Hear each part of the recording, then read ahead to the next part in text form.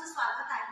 आज आपण आपल्या एज्युकेशन चॅनलवर अंधश्रद्धा निर्मूलन करून वैज्ञानिक दृष्टिकोन निर्माण करण्यासाठी प्रश्न तुमचे आणि उत्तर आमचे हा भाग अभ्यासूया. संध्याकाळच्या वेळेला घरातील कचरा घराबाहेर टाकू नये असे आई म्हणते, असे का मॅडम? बघा विद्यार्थी मित्रांनो, संध्याकाळच्या वेळेला घरातील कचरा टाकू नये असं आपली प्रत्येकाचीच आई आपल्याला सांगत आलेली आहे.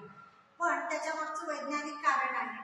बघा, पूर्वीच्या काळी विजेचा शोध लागलेला नव्हता आणि त्यावेळेला अंधार असायचं, रात्रीच्या वेळेला लाईट नसायची आणि म्हणून घरामध्ये कचऱ्यामध्ये टाकताना एखादी मौल्यवान वस्तू पण टाकली जायची आणि ती फेकली जायची.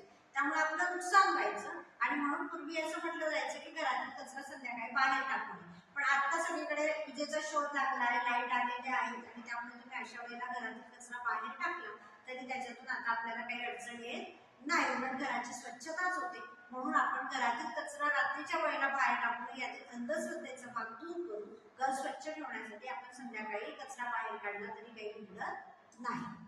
ठीक आहे, पुढचा प्रश्न तुला काय विचारायचं बेटा?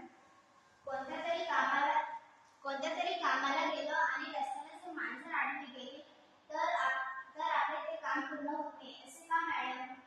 बघा, आपण ज्या वेळेला कामाला जातो, एखादं शुभ काम असेल, चांगलं काम असेल आणि जर त्याच वेळेला रस्त्याने जाताना एखादी मांजर आडवी गेली तर आपले आई वडील असतील, आपल्या मोठे व्यक्ती असतील, ते आपल्याला तिथून घरी परत घेऊन येतात की आता काहीतरी अशुभ घडेल असं म्हणून, किंवा आपलं होणारं काम होणार नाही अशी त्याच्या मागे ते सांगतात. पण त्याच्या मागे सुद्धा एक अंधश्रद्धा आहे. तसं काही होत नाही.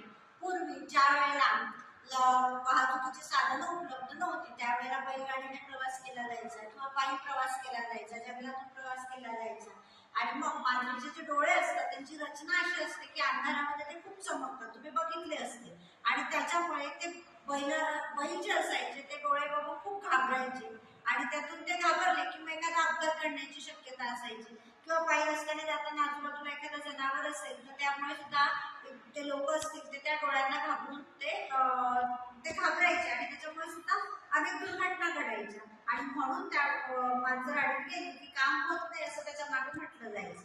पण आता आपल्याजवळ टॉर्च असते, बॅटरी असते, वाहतुकीची साधनं पण बरीचशी उपलब्ध आहेत, त्यामुळे आता तर काही अडचण आपल्याला येत नाही. म्हणून त्याच्यातला जो अंधश्रद्धेचा भाग आहे की मांजर आडवी गेल्याने काम होत नाही, ही अंधश्रद्धा आपण दूर केली पाहिजे आपल्या मनात. मंदिरात जाताना मंदिराची भिंती का वाजवत मॅडम?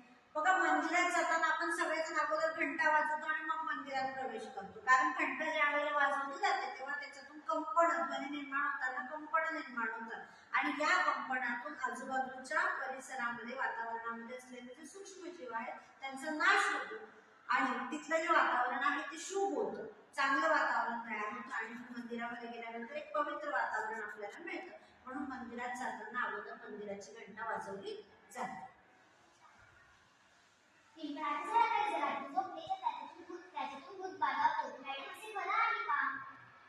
पिंपळाच्या झाडाखाली झोपल्याने भूतबाधा होत नाही, पण कुठल्याही झाडाखाली जर रात्री आपण झोपलो तर आपला भूतबाधा मृत्यू होऊ शकतो. कारण ते झाड रात्रीच्या वेळेला कार्बन डायऑक्साईड सोडतात आणि ऑक्सिजन घेतात आणि आपल्याला माहिती श्वसनासाठी आपल्याला कुठला वायू लागतो?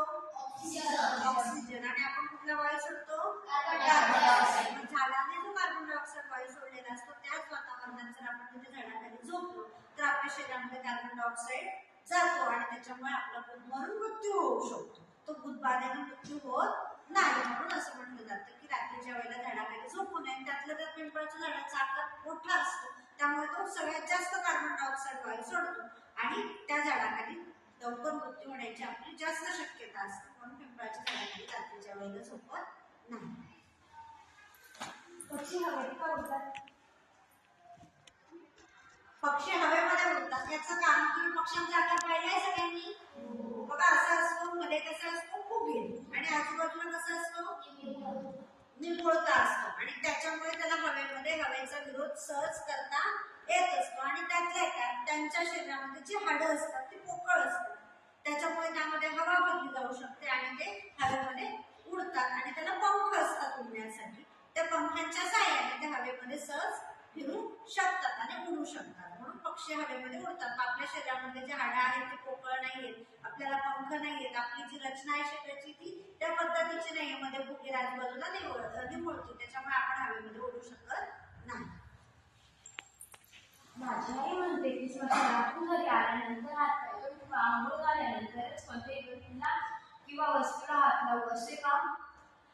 बरोबर आहे. बघा, स्मशानभूमीमध्ये गेल्यानंतर आपण जेव्हा घरी येतो तर घरातील आपल्या ज्या मोठ्या व्यक्ती आहेत त्या आपल्याला कोणालाही हात लावू देत नाही, वस्तूला हात लावू देत नाही. आधी हातपाय धुवायला लावतात, आंघोळ करायला लावतात. त्याच्या मागचं कारण काय आहे?